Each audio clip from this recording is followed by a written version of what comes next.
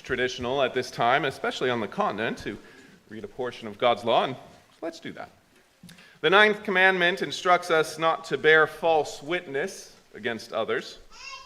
At its surface, this is a prohibition to perjury, willfully telling an untruth in a court where you've taken an oath. But at its core, the ninth commandment is a commandment positively that we love the truth. That we love the truth.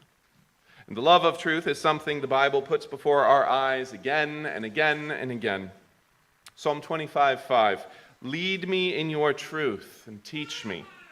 John 8:32, and you shall know the truth, and the truth shall set you free. Ephesians 4:15, speaking the truth in love, grow up into all things into him. Notice that. Or 2 Thessalonians 2:10, more negatively, they perish because they did not receive a love for the truth. Or 3 John 1:4, I have no greater joy than to hear that my children walk in the truth. The 17th century Puritan Thomas Brooks once reminded his congregation that Solomon tells us to buy the truth.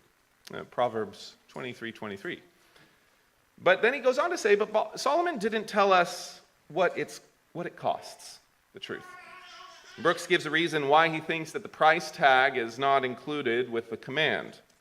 He says, because we must get it, though it be ever so much.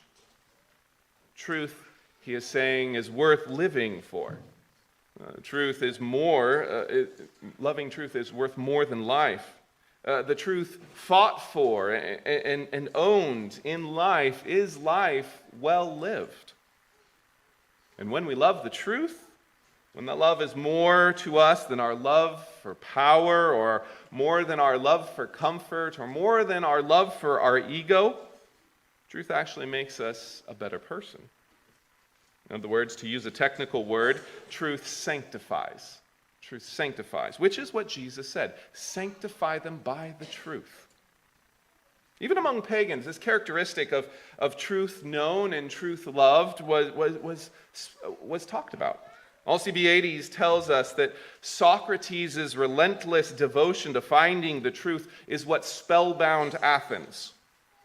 Alcibiades declares, I never knew a man who could make me laugh as much and yet also terrify me into examining my own soul's disinterest in the truth. He recognized that Socrates' love of the truth spurred him on, Socrates on to being a better man, and that Alcibiades should do the same thing. That the high price of truth is what can often ennoble the seeker of truth. And so, Christian, let's bring this in to our lives. How dedicated are we, how dedicated have you been this week to the truth? Do you love telling it?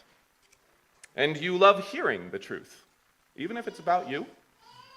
To weeding out our self-deception, a constant need we have in our inner gardens. And do you love most of all Christ, who is the way and the truth and the life? And that reminds us of our need to confess. So our scripture from confession is Psalm 106:6. We have sinned with our fathers, and we have committed iniquity.